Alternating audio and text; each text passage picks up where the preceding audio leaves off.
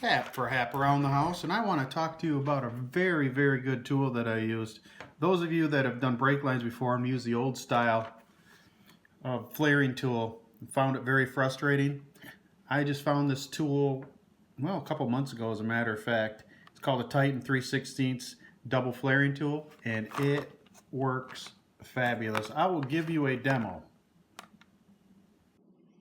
Okay, what you're going to need is a 10mm wrench and 11/16 wrench, and of course some brake line right here, a little piece of steel brake line, and of course your little set here, your Titan 3/16. I think this thing goes for $45. Okay, what the set comes with your die holder right here, and nice rubber handle, holds up pretty good. Now it comes with both ends of these will make your flare. One will make the bubble and one will make the flare. This is your adjustment blank. Screw that into the end and that'll set your little tubing depth. And it also comes with a little can of dye lubricant. So let's go ahead and run through a scenario, or not even a scenario, just a little quick demo. Alright, get some of these tools out of the way. I want to show you how to use a rigid tubing cutter, and then we'll get to the double flare. So take your rigid tubing cutter. I'll put any tool that I'm using today, I'll put down in the description. Amazon offers all of them, and you can order from there. But I use rigid for this because I've tried using other ones and they just don't last. So you put your piece of 3/16 tubing into your rigid, and you have to grab it with something. I'm just using a pair of Gerber's multi-tool pliers, and you go ahead and cut that tubing and just spin it, and every time I'm spinning it, I'm just cinching that down. Cinch it, do a 360, one revolution, and spin it. And you'll feel it cut. There it is, done. All right, that operation is done, and here's the little piece. You can see that it's been cut. Now some people will go in there and deburr that and remove that little lip of material, but I found with this double flare tool it doesn't matter. All right, so let's get this rigid out of the way, put that off to the side. Now we are going to use our Titan. Now this has been used before, I've used it before. I'm going to wipe the old lube off, and we are ready to go. So grab your handle, which has your die. This is your punch. Now I may mix those up, the terms up, while I'm talking about it. Don't worry about it, we know what everything is.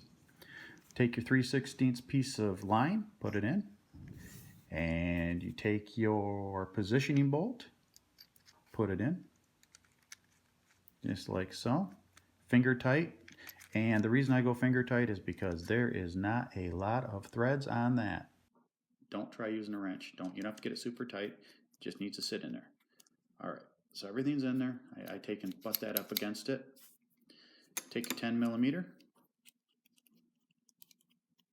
tighten them down finger tight first. Of course, this is a clamshell, so you want to be kind of even on your tightening of those bolts. So we'll tighten it down just till you feel a little bit of resistance. Go to the next one till you feel the same amount of resistance. Next one, next one. See how even that is? Not that bad. So now that I feel that resistance, I just go a little bit further. There we go. There we go. Good. Take out, ooh, that is tight. Sometimes you do have to go like that. Sometimes it gets caught a little bit. So you take it off with a tool. Most of the time I found that it just comes off with your fingers. So now what we're going to do is we are going to take our, what do they call this thing again? Punch. Man, I cannot remember that. Operation 1 for the punch. Hit it with the lube that comes in the package, just like that. Get a little bit of lube on there. Put her into your die. And you go finger tight. And you take your ratcheting wrench and you tighten. And it is not hard at all to do this. It does not take much effort. It is not effort free, but man, it is not bad at all. And you just tighten it, and you'll feel the resistance go up as you get closer to this wall right here, to the framework that holds the die. and tighten, and there we are. We face planted. I felt it. There it is. Turn your wrench around, and I hold it like this. It's just a lot easier just to do it like that. Pull your punch out. Operation 1 is complete. And that just made your bubble. Put a little bit of lube on the opposite side, like that. Not much. Put your punch in, and it goes in there quite a ways. It goes in there quite a ways. You have about 1/8 of an inch that you actually have to tighten with your wrench. Put your wrench on the right way, and crank her down. And I'm getting close. I can feel that resistance. Boom, I just face planted. Felt it. Again, I turn it sideways, and boom, undo it. Pull that punch out. Move that off to the side. Got some gunk on my piggies. All right, now we just take our 10 mil, undo these bolts, like so. Give her a super duper love tap, and out pops a perfectly formed double flare with very little in the way of effort. And if you were to hold this up against a different one from, if you go to Napa and buy a brand new piece of line, it'll look exactly like this. This is a perfect tool. Does a very, very good job. So that is it. That is our Titan 3/16 double flaring tool. For 40 bucks, you can't go wrong. You can fit this under the hood. You can go underneath the car with it. It's so small, and it does such a great job. Well, I hope you enjoyed the video. If you do, why don't you hit the like button and consider subscribing.